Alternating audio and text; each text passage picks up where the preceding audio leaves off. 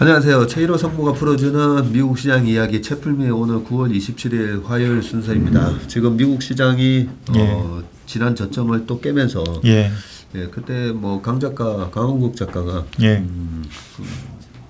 그 2차 세계 대전 이후로 20% 이상 조정을 받고 난 이후에 한 번도 이제 깬 적이 없다. 뭐 그게 뭐 강 작가가 얘기한 게 아니라 블룸버그에서도 다 소식이 나왔던 얘기였었는데요. 근데 이제 전저점을 또 깼어요. 네.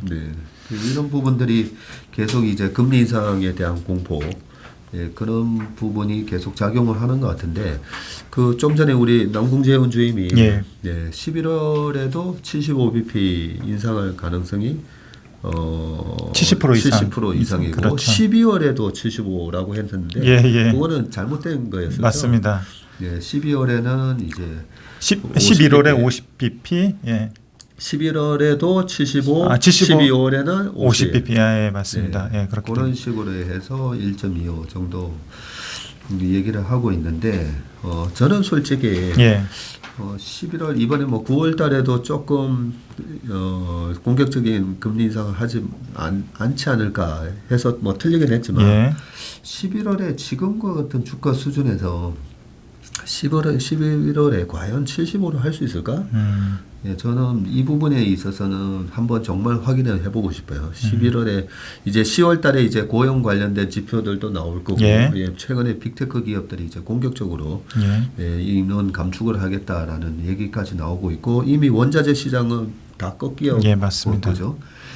가솔린 가격도 많이 떨어졌고, 이런 상황에서 주가가 이렇게 빠졌는데 11월에 과연 75를 할지 저는 안 한 75 못한다에 저는 정말 한번 배팅을 해보겠습니다. 그런 상황에서 지금 뭐 제일 중요한 게 고용만 이제 좀 타이트 하잖아요. 그렇습니다. 말씀하신 대로 이제 연준의 마음을 바꿀 수 있는 팩터가 무엇인가가 중요한데, 물론 이제 과거에 그 연준 푸시라고 해가지고 주가가 많이 빠지면서 금융시장이 굉장히 혼란스러웠을 때 연준 푸시 발동하기도 했었는데, 지금은 연준의 마음을 바꿀 수 있는 게 물가 관련된 지표라고 대체적으로 인식을 하고 있고, 또 연준 인사들의 코멘트 자체도 그쪽에 포커싱에 맞춰져 있기 때문에 저희가 물가 관련된 지표를 무엇보다도 좀 주의 있게 봐야 될 필요가 있어서, 오늘은 고용시장 중에서도 물가 관련된 임금 상승률 하고요, 주택시장 중에서도 또 물가와 관련된 렌트비인데, 두 항목 자체가 잘 바뀌지 않는 그런 그 항목이에요. 이를테면 임금을 한번 상승시키면은 절대로 이제 밑으로는 못 내리잖아요. 그 렌트비 같은 경우도 1, 2년 계약하다 보면 매월 정액이 나가기 때문에 중간에 렌트비를 내리거나 이런 상황이 발생을 하지 않는 경우가 대부분인데, 그래서 굉장히 스티키한 끈적끈적한 그 아이템이라고 보여지는데, 그럼에도 불구하고 여기에서 월간으로 볼 때 상승률 자체가 줄어들게 된다면 물가를 완화시키는데 조금이라도 도움이 될 거라고 생각을 하고요. 고용시장 쪽에서 이제 임금 상승률에서 우리가 봐야 될 체크 포인트, 그리고 연준의 의도, 그리고 그 렌트비 쪽에서 피크아웃 조짐이 있다는 기사를 좀 가져왔습니다. 하나는 보시면은 고용시장 관련해서 지금 파월 연준 의장이 계속적으로 강조하고 있는 것이 수요와 공급의 임밸런스거든요. 불균형인데, 그 수요와 공급의 임밸런스, 그 불균형을 얘기하는 근거는 일자리 공석 대비 구직 비율인데요. 일자리는 많은데 일하려고 하는 사람들은 적다. 이런 거를 계속해서 얘기를 하고 있어요. 그래서 그 사람들은 이제 고용시장으로 나와서 경제활동 참여율도 높이고, 그럼으로써 임금 상승률도 낮추는 결과적으로 그런 결과를 도출하려고 애쓰고 있는 상황이고요. 일자리 공석 대비 구직 비율을 보면은 첫 번째 도표를 보면은 이제 0.5거든요. 그래서 일자리는 2개인데 일하려는 사람은 1명. 그래서 0.5가 나오는데, 이게 과거 이제 팬데믹 이전이나 그 이전의 과거 데이터를 보더라도 굉장히 낮은 수치입니다. 그래서 이 이유로 들고 있는 거는 계속해서 팬데믹 때 많이 받았던 지원금이라든지 그 지원금으로 뭐 쓰지 않고 남은 돈도 있겠지만 일부 이제 자산 효과로 인해서 쌓아놓은 부를 계속해서 소비하면서 고용 시장에 적극적으로 참여하지 않는 인구들이 많다고 생각을 하고 있는 거거든요. 그래서 노동 참여율 보시면은 22년 8월에 62.4%를 기록을 하고 있어요. 팬데믹 이전엔 63.4%인데 노동 참가율 기준으로 봤을 때 1% 포인트도 굉장히 그 큰 차이거든요. 그래서 이 부분을 계속 그 연준에서도 주의 있게 보고 있는 거고, 그런데 이게 약간 좀 변할 수 있는 게 좀 전에 말씀드렸듯이 코로나 이후 정부 지원금이나 부의 효과, 그래서 높아졌던 저축률, 여기서 저축률이라는 거는 가처분 소득 대비 저축인데 이게 좀 하락 중입니다. 그래서 노동 참여율이 증가할 것으로 예상이 되고 있는데 밑에 저축률을 보시면은 개인 저축률이 지금 계속해서 최근에 가파르게 떨어지고 있어요. 밑에 제일 마지막 왼쪽에 세 번째 밑에 표인데 요게 지금 계속 떨어지고 있어서 사람들이 이제 쓰고 남은 돈, 이게 저축인데 경제학에서 얘기하는 그 돈 자체가 줄어들게 되면은 어쩔 수 없이 일하려고 하는 의지가 없었던 사람들도 고용시장에 참여하면서 노동 참여율이 높아지지 않을까, 이런 기대를 조금 해보고 있고요. 그러면서 임금 상승률도 좀 둔화되지 않을까 이렇게 생각을 하고 있는데, 지금까지 임금 상승률이 상당히 높게 지속됐는데 지난 8월 현재 보면은 YOY로 5.2% 기록을 하고 있거든요. 그래서 밑에 세부 항목별로 보면은 전체로는 민간 부분의 그 임금 상승률이 YOY로 5.2지만 그 섹터별로 보면은 각각 좀 상이합니다. 그래서 좀 특징적이고 재미있는 거를 좀 뽑아왔는데, 유틸리티 같은 경우가 47.16불입니다. 시간당 임금이요. 꽤 높네요. 예, 꽤 높아요. 신기하게 꽤 높은데 뭐 세부적인 사항은 보지 않았지만 이쪽이 굉장히 높은 상황이고요. 제일 낮은 게 트랜스포테이션 앤 웨어하우징이네요. 예, 그렇습니다. 그리고 뭐 인포메이션 같은 IT 분야에서도 46.95불. 그래서 높은 데다가 계속 그 한 5% 내외의 YOY 증가율을 보이고 있으니까요. 더 높아지고 있는 추세라고 보면 될 것 같고요.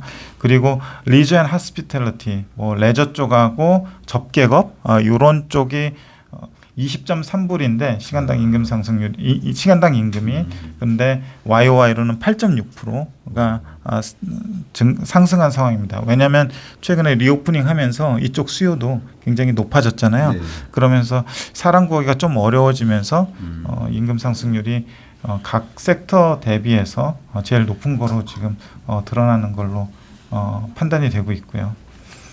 그래서 전반적으로 한 5% 내외, 적게는 뭐 3%짜리도 있지만 5%에서 8% 하면서 가중평균을 했을 때 5%의 임금 상승률을 보이고 있어서 이게 지금 기업들한테 부담을 주고 있고 또 그 물가에 영향을 주고 있기 때문에 이 부분을 지금 낮춰야 된다는 연준의 의도를 좀 최근에 그 코멘트에서 읽을 수 있고요. 네. 결국 요약을 하자면 금리 인상이 어떤 부의 효과를 감소시키고 또 낮아진 저축률로 인해서 적극적으로 구직을 하지 않았던 사람들이 고용시장으로 들어와서 노동 참가율이 높아지고 그러면서 일자리 공석 대비 구직 비율이 높아지고 임금 상승률이 그러면서 둔화되고 노동 공급이 많아지니까요. 그러면서 물가 상승 압력이 낮아질 것이라는 어떤 그림을 그리고 있는 거 아닌가, 이런 좀 생각을 해봤고요. 이번에 30일 날 그 8월 PC 인플레이션이 발표가 되는데 네. 예상치가 지금 6.0%입니다. 네. 7월 지난달보다 증가하는 걸로 지금 나오는 건가요? 7월은 6.3%였습니다. 6.3%였고. 예, 7월은 6.3%였고 이번에 예상치가 6.0%라서 지난달보다 그 7월보다 0.3% 포인트 줄어든 수치입니다. 예. 그래서 이 수치가 뭐 여기서 예상치보다 더 줄어드느냐 아니면 이대로 가느냐의 어떤 시장 센티멘트가 좀 영향이 있을 것 같습니다. 이 노동 참가율 요 부분을 제가 보다 보니까 예. 미국의 인구가 이제 3억 3천만 명이니까 예. 한 절반 정도 일한다고 보고 예. 한 1억 6천만 명. 근데 1억 6천만 명이 이제 일할 의지가 있고 예. 일을 하고자 하는 그런 분들이라면 코로나 이전이 63.4%인데 예. 지금 아직까지도 62.4%로 1% 포인트 낮다고 그랬잖아요. 예. 그러면 1억 6천만 명의 1%는 얼마일까라고 예. 생각해 보니까 1억 6천만 명, 1,600만 명, 160만 명이나 되네요. 예. 예. 예, 그러다 보니까 우리 최 상무님 말씀하신 대로 이 1%가 예. 꽤 큰 거죠. 보면. 예, 그렇습니다. 이 160만 명이 일자리에 나오는 거랑 안 나오는 예, 거랑 그렇습니다. 차이가 있다 보니까 지금 어떻게 보면 우리가 경기 침체에 대한 부분은 많이 얘기하지만 여전히 일자리는 뭐 두 개나 뭐 이렇게 사람을 뽑으려고 하는 예. 기업들이나 그런 뭐 소상공인 등등 다 포함된 거죠. 예, 일자리는 그렇습니다. 많은데 예. 여전히 그 저축률하고 비교해 주셨듯이 페드가 뿌려준 돈들이 너무 많다 보니까 예. 네, 아직은 난 그냥 놀고 먹을래 예. 하고 했다는 거죠. 근데 지금 저축률이 이제는 거의 예전 수준까지 바닥까지 예. 왔으니까 이제 일하러 나올 거다. 예. 네, 이게 우리 최 상무님 얘기였습니다. 예, 그렇습니다. 그래서 결국에는 이제 페드가 했던 뭐라고 해야 되나 업을 갖다가 다시 이제 그 와인다운 시키려고 하다 보니까 지금 무리수를 둘 수밖에 없는 그런 상황인 것 같고 아까 이제 그 일자리 공석 대비 구직 비율 같은 경우도 지금 금리가 올라가면서 최근에 또 그 감원하는 기업들 좀 있잖아요. 네. 그러면서 지금 일자리 공석 대비 구직 비율이 0.5인데 일자리 공석도 약간 줄어들고 또 일하려는 사람은 좀 늘어나면서 요게 좀 서로 이제 균형을 맞추는 과정이 소요되지 않을까 그렇게 생각합니다. 지난주에 제가 저희 설명회 끝나고 예. 노량진 가서 이제 식사를 하는데 거기 이제 식당 주인분이 얘기하시는 게 우리나라도 이제 코로나 그런 지원금이 나왔대요. 예. 나왔는데 그동안에 뭐 이익 기준으로 한 1억 5천 정도, 1억 정도를 벌었다면 예. 그 한 절반 정도 지원을 해주고 그러니까 렌트비 나가는 거랑 이런 거 다 따지면 결국은 적자인데 예. 예, 절반 정도 정부가 이제 보전을 해줘서 그나마 버틸 수 있었다 이런 얘기를 하셨는데 실제로 미국은 제가 작년 추석 때 가서 깜짝 놀랐었잖아요. 예. 예, 매출액을 보전을 해줬다고 해서 제가 깜짝을 놀랐었는데 거기 뭐 제일 큰 한인 식당이 500만 불인가 예. 60억을 뭐 받았다는 얘기를 듣고 그 부분을 이제 확인해 보니까 실제 그렇더라고요 정말. 그러니까 이익을 보존해 준 게 아니라 매출 자체를 그러니까요. 보존해 줬다면 보통 우리가 매출액 대비 영업이익률이나 순이익률이 예. 5% 10%라면 예. 실질적으로는 뭐 한 5억 정도 이렇게 예. 보존해 주던 했는데 미국은 매출액 줄어든 것만큼 다 보존을 해줬더라고요. 그 전에 매출 신고된 것 가지고 그렇기 때문에 돈을 너무 많이 뿌려줘서 예. 미국의 이 노동 참여율이 예. 지금 아직까지도 이제 좀 낮게 나오는 게 예. 너무 많이 돈을 줬어요. 맞습니다. 예.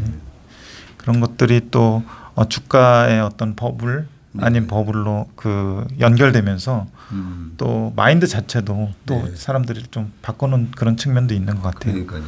어제도 어디 외신을 CNBC인가 어디를 예. 보다 보다 보니까 우리나라뿐만 아니라 미국도 이 개인 투자자들 예. 비중이 꽤 이제 높아졌다라고 하는데 그것도 결국은 이제 페드가 뿌려준 그 자금으로 예. 저축도 하지만 주식도 하고 뭐 밈스탁도 하고 막 아마 그랬겠죠. 예. 가상화폐도 하고 그런 부분에 대한 약간의 거품이 작년에는 이래저래 좀 있었던 것 같습니다. 예, 그 다음에 이제 렌트비 피크아웃 조짐인데 오늘 아침에 월스트리트저널에서 나온 기사를 좀 뽑아왔습니다.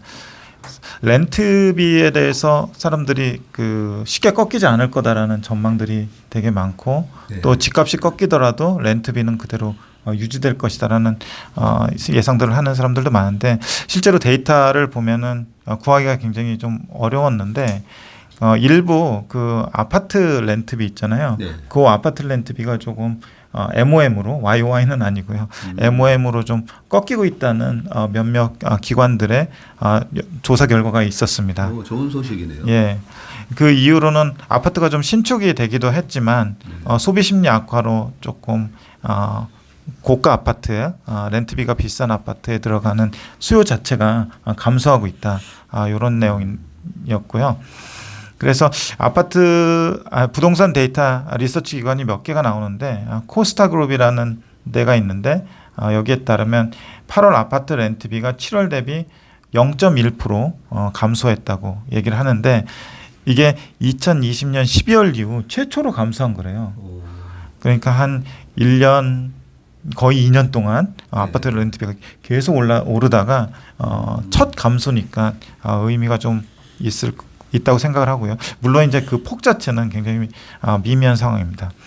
그리고 아파트 리스팅 사이트인 렌트.com에서도 8월에 원베드룸 아파트 렌트비가 2.8% 전월 대비 감소했다고 얘기를 하고 있습니다.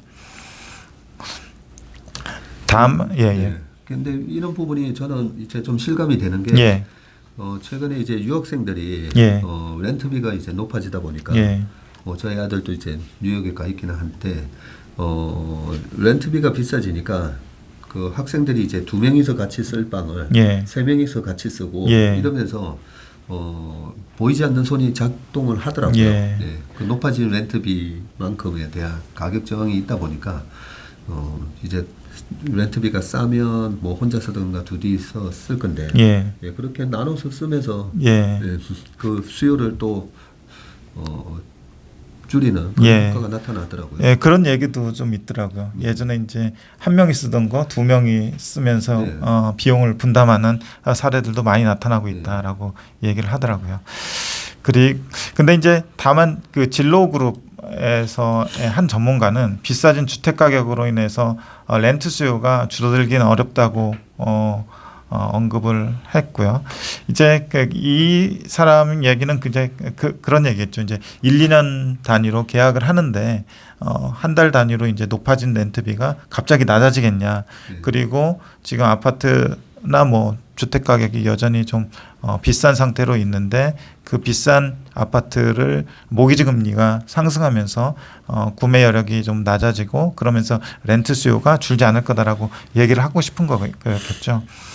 그리고 약간 계절적 요인을 얘기하는 전문가들도 있는데 렌탈 시장이 앞으로 더 하락할 거라고 보는데 그 이유는 가을하고 겨울 동안 가격이 통상 빠진다는 점을 들으면서 렌트비가 올해 말까지 계속 빠질 거다라고 얘기를 하고 있는데 실제로 뭐 이런 렌트비가 계절성을 띠는지 미국에서 좀 잘 모르겠는데 혹시 어떻습니까? 계절성이 있나 보네요. 그러니까요. 우리나라는 이제 3월에 학기가 시작하다 보니까 우리나라의 이제 그 이사 수요의 가장 큰 부분이 애들 교육 때문이잖아요. 그렇죠. 그것 때문에 보통은 이제 2월 달, 요때가 이제 가장 이사철이라고 보면 미국은 보통 이제 9월에 학기가 시작을 되니까 아마 7, 8월 달에 보통 이는 렌트 계약을 다 하거든요. 하고 이미 학기가 이제 9월 달부터 시작이 되면 뭐 겨울에는 특별하게 그 이사 수요가 없고 렌트 수요가 없어서 아마 좀 그런 거 아닌가 이런 생각이 듭니다. 납득할 만하네요. 그렇게 말씀해 주시니까. 그리고 렌트비 상승을 둔화시키는 추가적인 요인이 아까 모두에 말씀드렸다시피 신축 아파트 증가 그리고 소비 심리 악화로 렌트비가 비싼 아파트 임차 수요가 감소하고 있다고 얘기를 하고 있고요. 다만 렌트 계약을 할 때 1, 2년 계약으로 하기 때문에 매월 정액으로 렌트 계약을 하기 때문에 렌트비 감소를 체감하는 데는 시간이 필요할 것 같다라는 것이 중론입니다. 그렇다고 하더라도 이런 식으로 렌트비가 좀 피크아웃 하게 되면 시간이 걸리겠지만 2023년 어느 시점에는 이 렌트비 감소한 것이 물가지표 하락에 반영되면서 물가지표 하락을 체감하게 될 것 이렇게 좀 얘기를 하고 있고요. 참고로 지난 8월 렌트비는 코스타라는 이런 리서치 기관에 따르면 여전히 YOY로 한 7.1% 증가한 상태라고 합니다. 예. 그렇군요. 사실 렌트비가 급등을 했었거든요. 예. 7월, 8월 이 백투스쿨 시즌이 시작되면서 큰 폭으로 증가를 하긴 했었는데 미국도 그런 게 있더라고요. 2년 동안 이렇게 계약을 한대 예. 있잖아요. 예. 1년이나 2년. 계약을 하면 그 연장을 하는 경우에는 예. 뭐 5%, 10% 이상 못 올리는 뭐 그런 게 또 있더라고요. 뭐 이를테면 가격 상한제 뭐 이런 거. 예. 그래서 뭐 저희 아들도 이제 다른 데 알아보려다가 예. 다른 데 알아보면 훨씬 높은 가격으로 예. 다시 렌트를 얻어야 돼 가지고 그냥 그 있는 렌트 계약을 연장시키는 걸로 하니까 예. 거의 뭐 그 상승 없이 재계약을 했던 것 같아요. 특히 이 렌트비의 비중이 높은 물가 지표가 CPI거든요. 네. CPI인데 이제 렌트비가 이렇게 좀 피크아웃하는 조짐이 보이면 CPI에도 다음 달에 발표가 될 텐데 영향을 좀 주게 될 것 같고요. 이번에 발표되는 PC에서는 CPI만큼 그렇게 렌트비 비중이 크진 않습니다. 네. 그러면 이번에 이제 PC 발표되고 예. 9월 CPI는 언제쯤 발표가 됩니까? 10월 중순쯤에 발표가 됩니다. 중순쯤에. 예. 보통 지난번에도 한 13일. 예, 맞습니다. 예. 그러면 이번 PC는 8월 달치니까 예. 다음 이제 CPI가 발표될 때 예. 9월 달에 많이 떨어진 이제 가솔린 가격이나 예. 이런 것들이 좀 반영이 되면서 예, 그렇습니다. 약간 좀 의미 있게 예. CPI가 좀 떨어지는 모습을 기대해도 되겠습니까? 제가 볼 때는 예, 기대해도 될 것 같습니다. 그러면 10월 달에 발표되는 9월 CPI는 7% 지번에 8.3 나왔었죠. 예. 아직까지 이제 컨센이 집계가 되지 않아 가지고 모르겠는데 제가 볼 땐 앞자 지수가 바뀌지 않을까 싶습니다. 요 정도 분위기라면. 알겠습니다. 그 컨센서스 나오면 예. 또 얘기를 해주시기 바라겠습니다. 네, 오늘 채플미 9월 27일 화요일 순서는 여기까지입니다. 우리 최일호 상무님 수고 많으셨습니다. 예, 감사합니다.